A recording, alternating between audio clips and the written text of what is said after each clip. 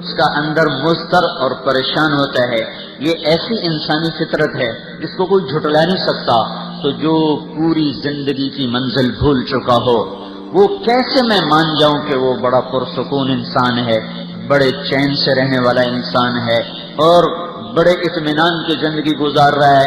نہیں نہیں نہیں نہیں, یہ تو انسانی عقل کی توہین ہے, یہ فطرت انسان کی توہین ہے کہ منزل سے بھٹکے ہوئے راہی کو کوئی کہے بڑی موج میں جا رہا. ایک ہی شکل ہے, یا پاگل ہو جائے یا نشے میں آ جائے. اسی لیے یورپ اور امریکہ اور سارا غیر مسلم وہ شراب کے نشے میں ڈوبا ہوا ہے کہ وہ خودی میں آنا نہیں چاہتے, وہ بے خود رہنا چاہتے ہیں. جب وہ ہوش میں آتے ہیں پھر لا شعور بولتا ہے کیوں آئے ہو, کہاں جا رہے ہو, آگے جواب کوئی نہیں. پھر وہ ساغر پہ ساغر چڑھاتے ہیں, جام ٹوٹتے ہیں, پیمانے چھلکتے ہیں اور گھنگرو وہ چھنکتے ہیں, لیکن کوئی چیز نہیں ہے جو دل کے تاروں کو چھیڑ سکے اور کوئی ایسا دنیا میں نسخہ نہیں ہے جو انسان کو اندر کی دنیا میں چین پہنچا سکے. منزل پہ پہنچنا ہی اس انسان کی مصیبت کا مشکل کا علاج ہے. جب تک اسے منزل کا نہیں پتا اس کا سفر پرسکون نہیں ہو سکتا.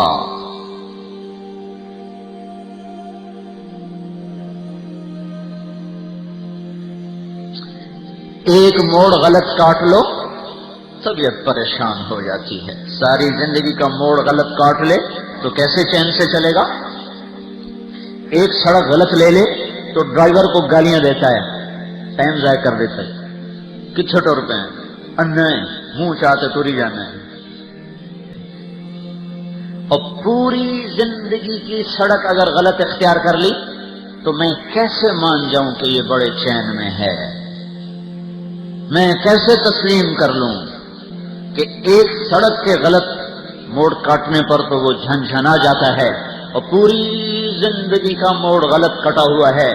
کیسے وہ دعویٰ کر سکتا ہے میں بڑا خوش ہوں. جھوٹ ہے, فریب ہے, انسانوں کو دھوکہ دیا جا رہا ہے. تو میرے بھائیو, اس وقت ساری دنیا ڈاواں ڈول کشتی پر سوار ہے.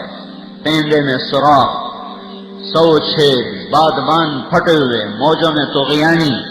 جب تک کوئی ماہر ملاح نہ ہوگا پتوار کو ہلانے چلانے والا, یہ کشتی کنارے نہیں پہنچ سکتی. ذاتی علم, فلسفے, سائنس, آرٹس, ٹیکنالوجی ناکام ہو چکی ہے انسانوں کو سکھ چین دینے میں. اللہ کا کیا پیغام ہے, اللہ کا کیا نظام ہے. ساری دنیا کو چھوڑو, میں صرف مسلمانوں کی بات کر رہا ہوں کہ ذلت تہ بتہ, مشکلات پے در پے, مصائب تہم اور ظلم و ستم چھا گیا ہے برسات کی گھنگور گھٹا کی طرح. اور ساری امت, ساری دنیا میں عزت کھو چکی ہے, قیادت کھو چکے ہیں, راحتیں روٹھ گئی ہیں. آزادی نام کی ہے, تسلط مغرب کا ہے, تسلط غیر کا ہے.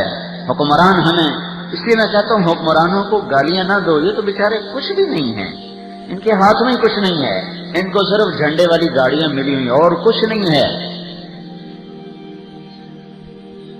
اس وقت نظام باطل کے ہاتھ میں ہے, کافر کے ہاتھ میں ہے, غیر مسلم کے ہاتھ میں ہے.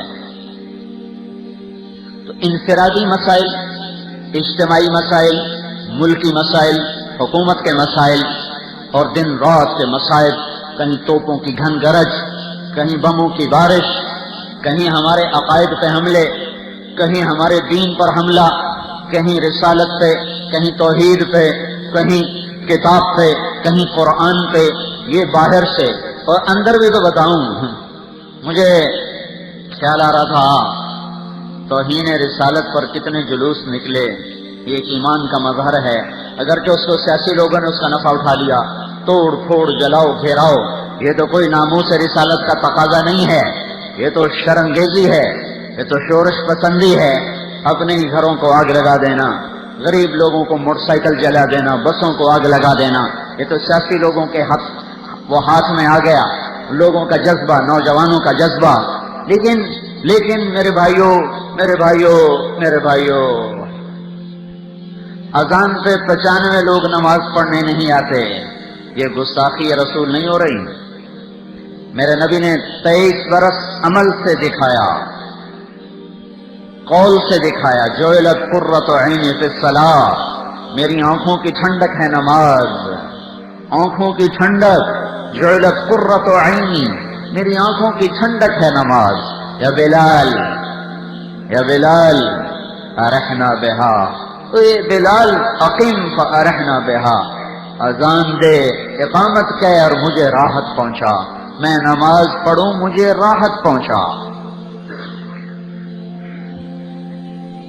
الجفا کل الجفا، ظالم بڑا ظلم ہے کیا؟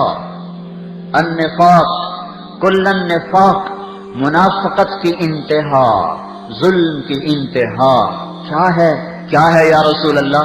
قال من سمع النداء فلم یجب، جس نے اذان سنی اور نماز کے لیے نہ اٹھا، یہ بڑا ظالم ہے، یہ بہت بڑا ظالم ہے۔ تو ایسے ظالموں سے گلستان کالونی بھری پڑی ہے، فیصلہ آباد، لاہور، کراچی، ملتان، سندھ، پنجاب، بلوچستان سرحد بھرے پڑے ہیں۔ 100 میں مشکل سے 10 آدمی ہیں جو نماز پڑھتے ہیں، 90 آدمی اذان سن کے مسجد کی طرف نہ اٹھے، مصلی کی طرف نہ اٹھے۔ انہوں نے کون سے عشق رسول کا حق ادا کیا ہے؟ یہ تو بڑے گستاخ رسول ہیں کہ جنہوں نے اپنے محبوب کی آخری وصیت بھی سنی ہوئی ہے کہ آپ نے دنیا سے جاتے ہوئے فرمایا تھا الصلاۃ، آخری وقت جانے کا، کوچ کا اعلان ہو چکا ہے، اور چند لمحات ہیں، ان لمحات میں آپ نے اپنی امت کو نصیحت فرمائی 2 باتیں، الصلاۃ وما ملکت ایمانکم، میری امت نماز نہ چھوڑنا اور ماتحتوں سے اچھا سلوک کرنا، غلام، غریب، فقیر، مسکین، بیوہ، عاجز، کمزور، ضعیف، ان کے اوپر زیادتی نہ کرنا، ظلم نہ کرنا، زبان کے تیر نہ چلانا، ہاتھ نہ اٹھانا۔ تو کیا ہوا؟ دونوں نصیحتوں پہ کیا عمل ہوا؟ 90% نماز چھوڑ گئے، 10% پڑھتے ہیں، پر اگلی نصیحت پر تو کوئی بھی نہیں نظر آتا۔ 100 میں 100 گالیاں نکالتے، 100 آدمی 100 کے 100 اپنے نوکر کو گالیاں نکالتے، گھر کی خادمہ کو عورتیں گالیاں دیتے، مالک ڈرائیوروں کو گالیاں دیتے، سیل مینوں کو گالیاں دیتے، مزدوروں کو گالیاں دیتے ہیں، یہ ملوں والے اپنے مزدوروں کی تنخواہیں روک لیتے ہیں۔ یہ ظلم و ستم، ظلم پہ ہم، 2 نصیحتیں، دونوں کو تار تار کر دیا۔ اس پر تو تم نے جلوس کوئی نہ نکالے، اس پر تو کوئی بھی سیاسی لیڈر کو پریشانی نہ ہوئی، نہ کسی دینی لیڈر کو پریشانی ہوئی کہ سارا ہے مرد و عورت سارے